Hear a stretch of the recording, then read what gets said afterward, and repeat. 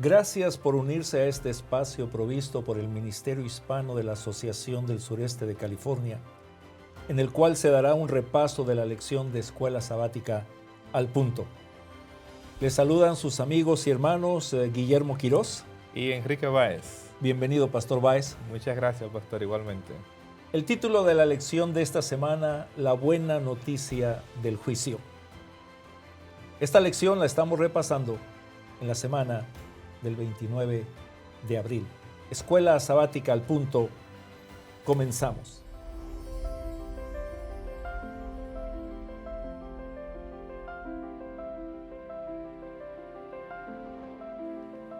En esta lección queremos compartir con usted, querido amigo y hermano, tres conceptos, tres puntos. Los juicios de Dios a través de la Biblia. ¿Cuáles son los propósitos del juicio divino? ¿Y cómo puede el juicio de Dios ser una buena noticia? El mensaje del primer ángel nos avisa y nos dice: la hora de su juicio ha llegado. Cuando hablamos, pastor, del concepto de juicio, los predicadores modernos pues ven que es un asunto no muy popular de estar predicando, es anticuado. Sin embargo, los predicadores de los tiempos bíblicos, el asunto del juicio de Dios era un asunto constante y de extrema urgencia. Qué hermoso es hablar de la gracia, de la misericordia y el perdón de Dios, pero no debemos dejar a un lado los juicios divinos, porque solamente estaremos dando un lado de la verdad y no la verdad completa. Por tanto, nosotros los creyentes, los conocedores de la palabra de Dios, estamos al tanto del amor, de la gracia, del juicio de Dios y de los juicios redentores del Señor también. En la Biblia encontramos, mi querido pastor, la manifestación o expresión del juicio de Dios. Adán y Eva fueron sacados del Edén. Noé fue testigo del diluvio en el cual destruyó a la humanidad. Sodoma y Gomorra fueron destruidas por fuego del cielo. Egipto y Faraón recibieron las 10 plagas. Nadab, Abiú, Coré, Natán, Abiram recibieron el juicio de Dios. Israel fue llevado cautivo a Siria y Judá fue llevado cautivo a Babilonia. Y en el Nuevo Testamento vemos que Jerusalén fue destruida en el año 70. El juicio de Dios cayó sobre Ananías y Zafira porque mintieron a Dios. Y el orgullo de Herodes fue tocado por el juicio divino. Pastor, el juicio de Dios se ve a través de las páginas de la Biblia. Así es, mi pastor, y usted ha presentado, ¿verdad?, un panorama muy amplio de diversos juicios en la Biblia. Usted señaló, pastor, que el primer juicio de Dios en el texto sagrado, lo cual es totalmente correcto, ocurre en el Edén. Correcto. El juicio de Dios, que puede ser tomado como un ejemplo, una maqueta, ¿verdad?, de cómo Dios actúa, precisamente es presentado en Génesis 3. Si ustedes recuerdan, Dios aparece en escena y a pesar de que Dios conoce todo porque Él es omnisapiente, ustedes van a encontrar a Dios cuestionando a la pareja. Varias preguntas que Dios hace, ¿qué has comido del árbol? ¿Por qué entiende que si estás desnudo? ¿Quién te dijo que está desnudo? Es decir, Dios está realizando un proceso de juicio y todos los eruditos están de acuerdo en que el Edén es el primer juicio de Dios en la tierra. Entonces lo interesante es, pastor, que al final de ese juicio que ocurre en el Edén, en vez de Dios destruirlos como ellos eran merecedores, proveyó una vía de escape. La provisión divina. Proveyó el Mesías, hizo la promesa, se sacrifica el Cordero, como presenta Génesis 3:21, y en Génesis 3:15 se hace la promesa del Mesías. Entonces podemos ver que el juez de toda la tierra tiene un plan redentor. Y es lo que quiero que captemos. Lo mismo ocurre en el caso de Caín, pastor. Caín mata a su hermano, Dios aparece, ¿dónde está tu hermano? Y en esa conversación, al fin del día, Dios coloca una señal en Caín para que él no experimente lo mismo que su hermano ha experimentado. Es decir, el juez de toda la tierra aplica gracia, hay una provisión. Entonces, en ese contexto nosotros podemos entender que Dios como juez de toda la tierra tiene un objetivo básico y es ofrecer salvación, y si el pecador la recibe, hay una segunda oportunidad. Y como usted mencionara, pastor, el juicio de Noé, cuando ese juicio universal va a ocurrir, el texto bíblico en Génesis 6, capítulo 6, versículo 3, Dios dice, ¿verdad?, a Noé: no contenderá mi espíritu con el hombre para siempre. Y debo señalar, pastor, que esa traducción contender no refleja exactamente el texto original, que usa una raíz que nosotros conocemos en español, porque la raíz de ese verbo en hebreo es din, de donde proviene el nombre Daniel, que es lo que significa Dios es mi juez. Lo que Dios le está diciendo a Noé es: mi espíritu no juzgará al hombre para siempre. Es decir, en el proceso judicial de Dios hay un periodo de gracia que, si el pecador lo acepta, puede experimentar salvación. Entonces, pastor, si sacamos de la ecuación del juicio a Jesús, el juicio me va a aterrar.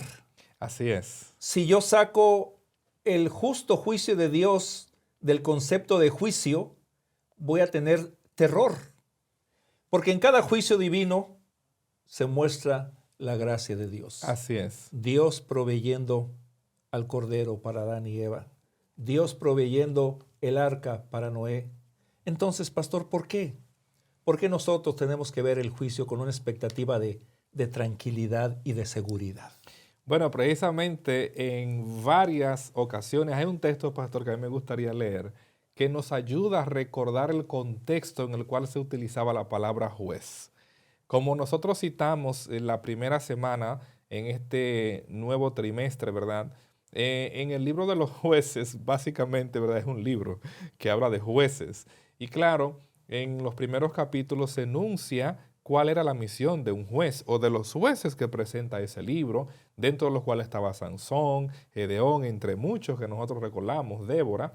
Pero Jueces capítulo 2, pastor, versículo 16, dice el texto: y Jehová levantó jueces, ahí está la palabra, jueces, que los librasen de la mano de los que les despojaban.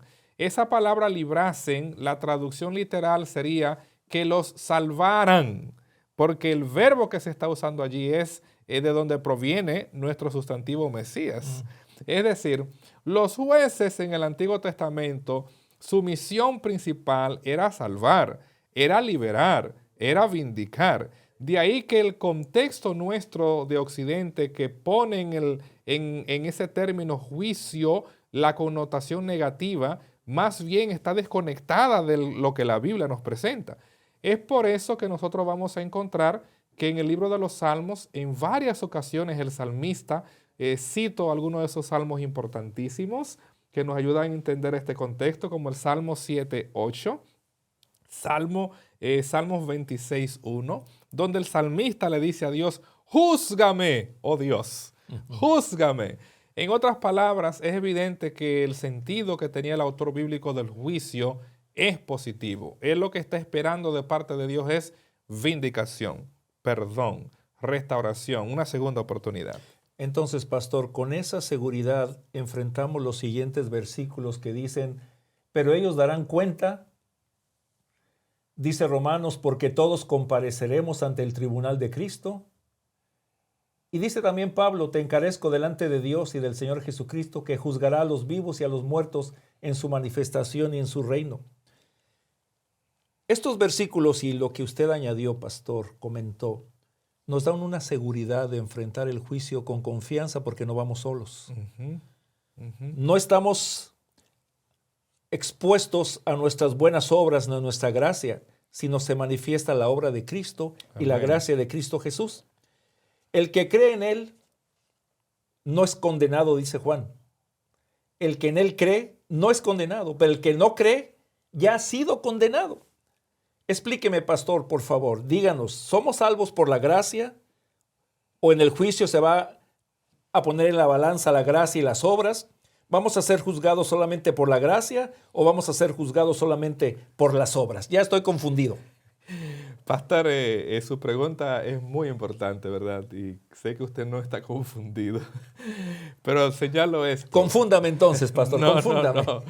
El texto bíblico, voy a citar Efesios 2, 8 y 9. No somos salvos por obra, para que nadie se gloríe. Somos salvos por gracia. Amén. Es decir, la salvación es un don de Dios. No lo podemos obtener, es un regalo. La paga del pecado es muerte, mas el regalo de Dios es vida eterna en Cristo Jesús, Señor nuestro. Romanos 6:23. Ahora bien, nosotros somos salvos por la gracia.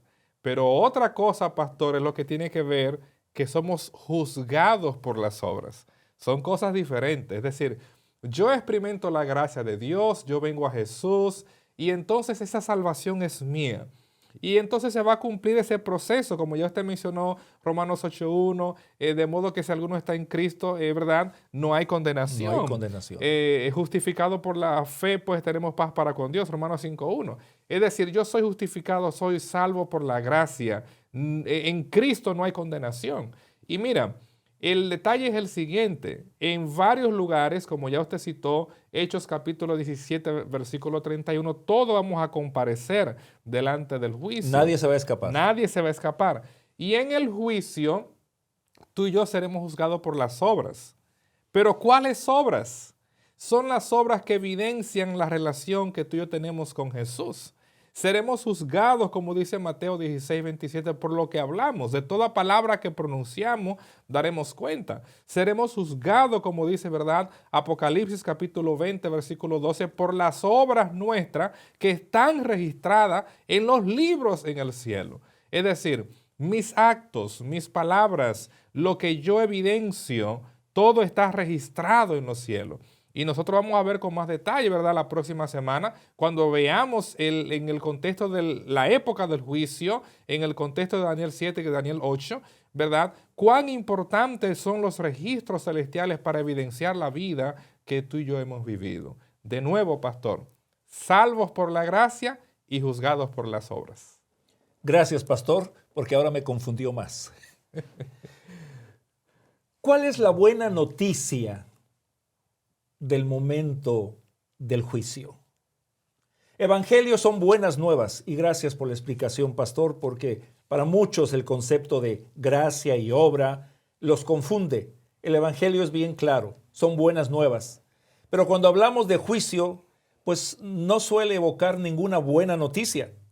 La palabra nos dice, ninguna condenación hay para los que están en Cristo Jesús. Además nos dice la palabra, abogado tenemos para con el Padre a Jesucristo el justo. En el libro de Génesis se habla y se dice que el juez de toda la tierra no ha de hacer lo que es justo.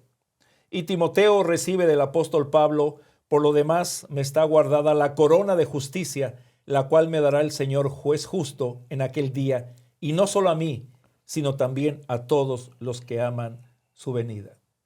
¿Cuál es la buena nueva? ¿Cuál es la buena noticia del juicio? Dice Apocalipsis 21:27.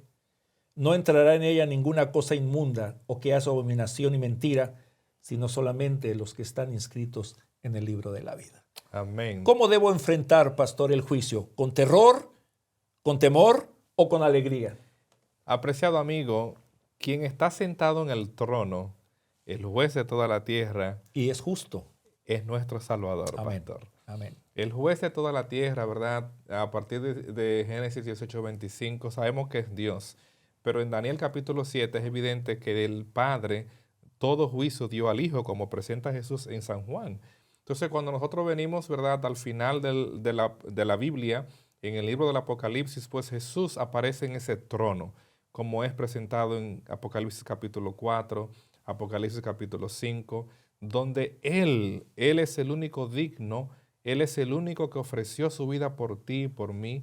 Él obtuvo la victoria por ti y por mí. Él pagó tus pecados, amén, mis pecados, y Él es el que está sentado en el trono. Es decir, donde tú y yo podemos apelar, no es el trono de la Suprema Corte de Justicia de esta nación o de cualquier país donde tú vivas. Quien está sentado en el trono, de paso, no es el presidente en México o en Estados Unidos o cualquiera de nuestros países hermanos en Centroamérica. El quien está sentado en el trono es quien murió en la cruz del Calvario, el que pagó tu pecado y mi pecado. De ahí que hoy tú y yo podemos, como dice el autor de Hebreos, acercarnos con confianza a ese trono para que podamos experimentar la gracia y la misericordia que emanan de él. Mi querido hermano, hermana, las buenas nuevas del juicio está en la vida, en la obra y en la intercesión de Cristo Jesús. Amén. Si mi vida está en Cristo, si mi relación diaria es agradar a Cristo, si contratamos, pastor, los servicios del mejor abogado, del abogado eterno, Cristo Jesús, vamos a enfrentar el juicio con alegría y con tranquilidad. La pregunta para concluir: ¿está nuestro nombre inscrito en el libro de la vida?